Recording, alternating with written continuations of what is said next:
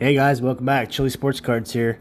Today I'm just going to be doing a kind of a Mobizen recording app type of video. Maybe talking to you guys, just some fun hobby talk. Um, I want to talk about some stuff. So, what you're looking at right here on screen right now is, today's what's going on with the Mike Trout Tops Update PSA 10s. These prices, like this one right here on the top. $3,000, 32 bids, 8 days. It's still got 8 days to go in auction. 4,000. Keep in mind, this is not a very old card. It's almost 10 years old, but you could still find this stuff in boxes. Um, it's just a Topps paper card. It's really nothing fancy. It's not serial numbered. What's going on here? I want to say that maybe, 5 months ago, this card was selling for about $1,200, $1,300, something like that. It's literally like tripled in price. I don't know what Mike Trout's done in the last 5 months because there hasn't been any baseball. So I don't know exactly what's going on here, but what do you guys think when you see this? What do you guys think is the reason behind this?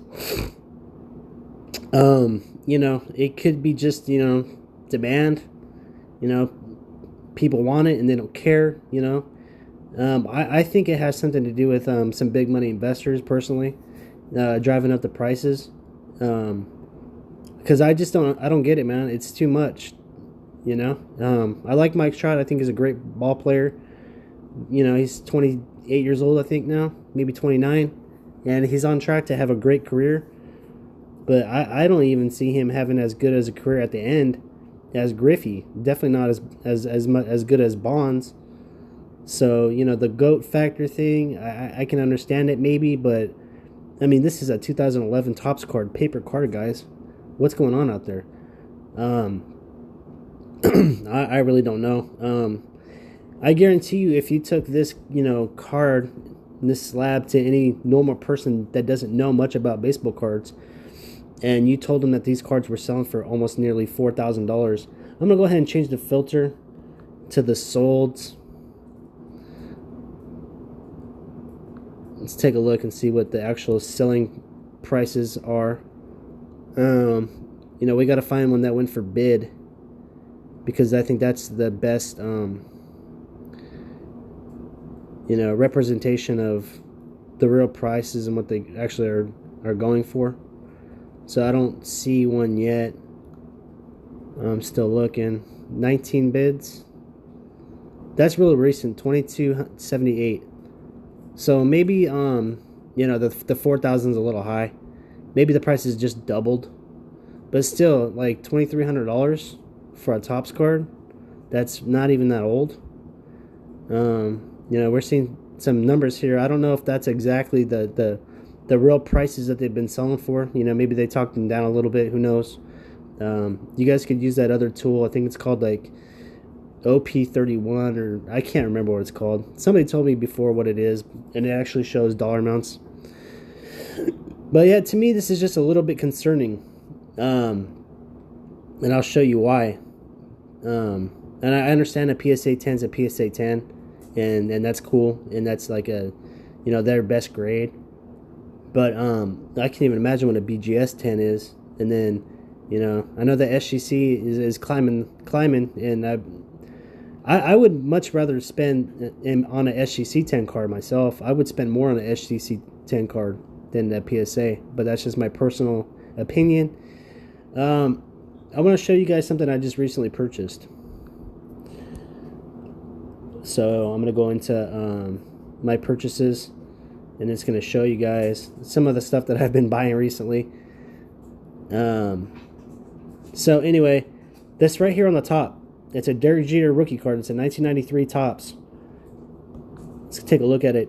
It was on auction. That's my address right there.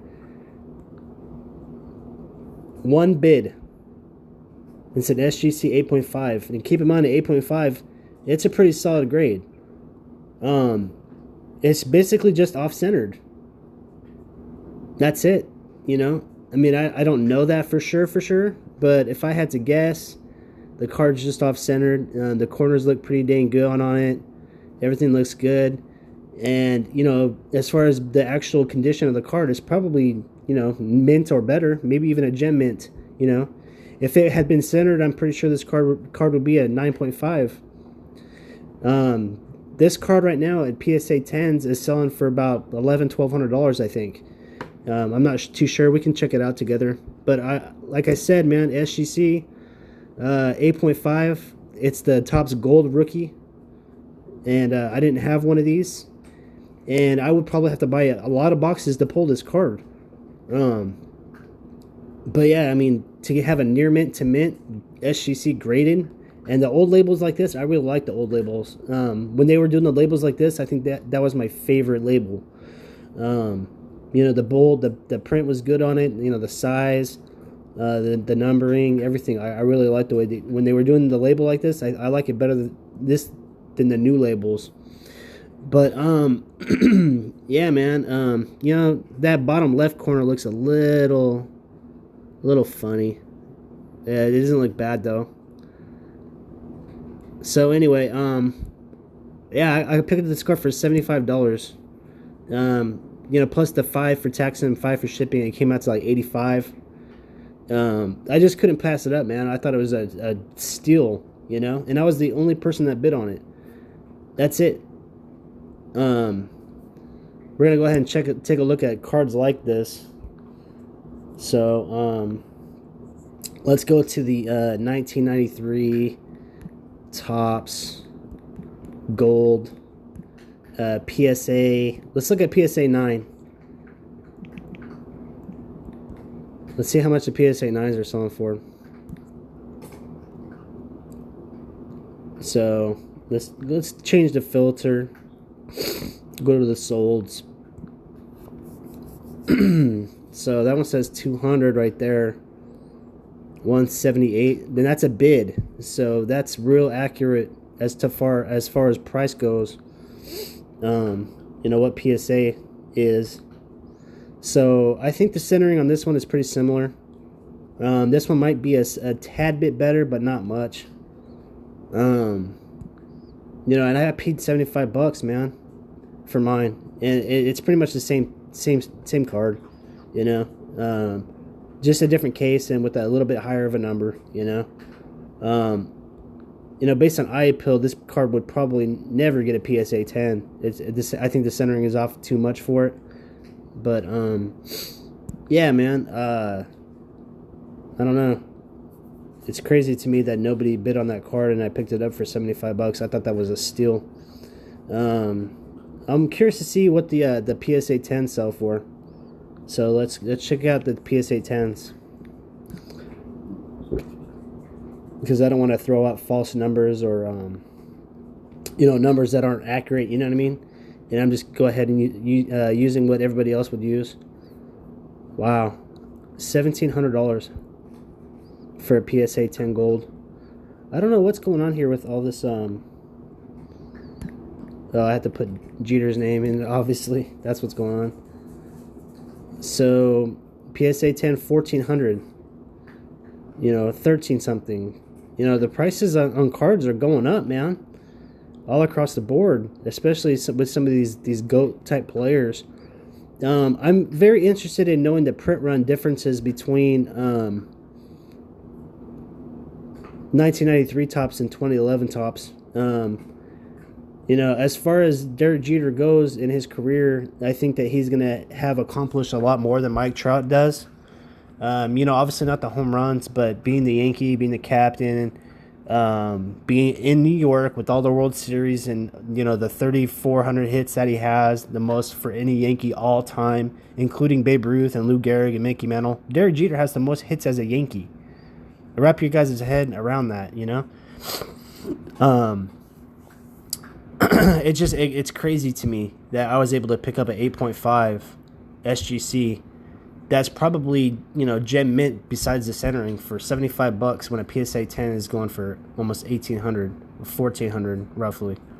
Yeah, it was a steal, man. So I think, the same thing goes for this PSA 10 Jeter. I think about 4 or 5 months ago, the card was about $1,000 card, a PSA 10. It's gone up a few $100s, which is good to see because you know what? Like I was talking about the Topps Trout update. It has been going up a lot. It's probably about doubled. He's still playing and there's still a lot of hype around him. Derek Jeter is obviously retired, and I don't care what anybody says. That one person that didn't vote for him to go into a Hall of Fame first ballot needs to be slapped in the face. They need to just change that to make it where it's like 100% because that guy just, I don't know. It's kind of stupid that he didn't vote for him. Because how can you not vote for him? You know what I mean? I guess that guy just wanted to be different. Maybe it was a mistake. Maybe he meant to put Jeter on it and then turned it in, and it was just a mistake. Who knows? I really don't know. Some of these guys are old, and they make silly mistakes sometimes. You just never know. But anyway, it's some hobby talk, man. Prices, man, they're definitely going up across the board, which is good. I like to see that more than I like to see just certain cards go up. I just think that, man, some of these cards, man, they're going too high, too much. This card right here, it came right at the end or right in the middle of the junk wax era. And if you guys haven't watched that Netflix documentary, Jack of All Trades, it's like a baseball card Netflix documentary. One of the things that really stood out in that show to me was the 89 Upper Deck Griffey cards. And there's a guy that used to own a shop, and actually a chain of stores called Sluggers. And I never went to one because I didn't have one around me when I was a kid. But they were, a very, well-known and popular sports card shop back in the day. And, the guy that ran it, he pretty much in the show tells you guys that that Upper Deck or a few of their affiliates, they were pretty much printing Ken Griffey Jr. rookie cards into 1990, and they were doing whole sheets. So, I mean, there's a lot of those 89 Upper Deck rookie cards out there. And me and Bobbles and Cards, we were just talking about that the other day, or I think it was yesterday. Anyways, the show is really interesting. You guys should check it out. So, yeah, they were making a lot of cards, and a lot of cards were printed. But that's one of the things that's really cool to me about this Jeter card because, you can see it for yourself. I mean, when you're opening it, opening or watching products being opened, it's not an easy card to get in the gold version. So there's not nearly as many of those as the base version. And I think for that reason, I think that it's going to definitely go up in value a lot more. If it continues to the way that things are going and cards keep going up, I think that this card has huge potential to be a very, very a huge card. And when you're talking about an 8.5 to a 10, it doesn't really take a lot. It's like they're mint. You know what I mean? Like an 8.5 is dang near mint. And if you're only talking about centering issue, it's pretty much a mint card.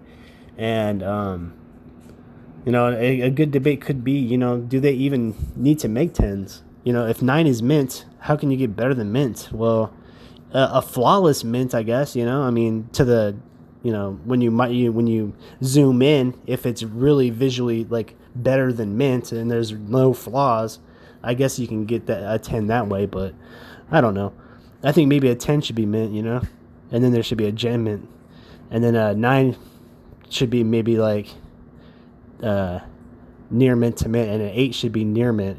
I think that that's how they probably should do it, but I don't know. That's just my opinion. Anyways, so the prices are really shooting up in the roof. SGC is backed up a little bit, but that's okay because they're doing what they can to rectify that situation and make it better, and moving forward dealing with what they got to do in order to get caught up and stay ahead of the game and keep promising the customers the turnaround times. If anybody watched my video that I made about that, how they are backed up, that was totally like an informational type video for you guys, just to know and for proof that they are definitely backed up right now. And you should know that. You should know that before you're sending cards into them, so that way you know what I mean. If you have an order ready to go, and they're saying that's going to be 20 business days, but it's really going to be 40 or 50 or whatever, you should know that, and that's just my way of helping out, because I talked to a guy, he told me that in an email, and it was personal between me and him, but I decided to share it because people need to know. And I'm not trying to ever talk somebody out of using SGC whatsoever, because I really do feel like at the end of the day they are the best grading company to use, and they are up and coming even more and stronger, and the prices are getting better all the time. So I personally, I don't feel like there's a reason to use PSA anymore, but that's that's my opinion, so that's not a fact or anything like that. So anyway, yeah, I don't know.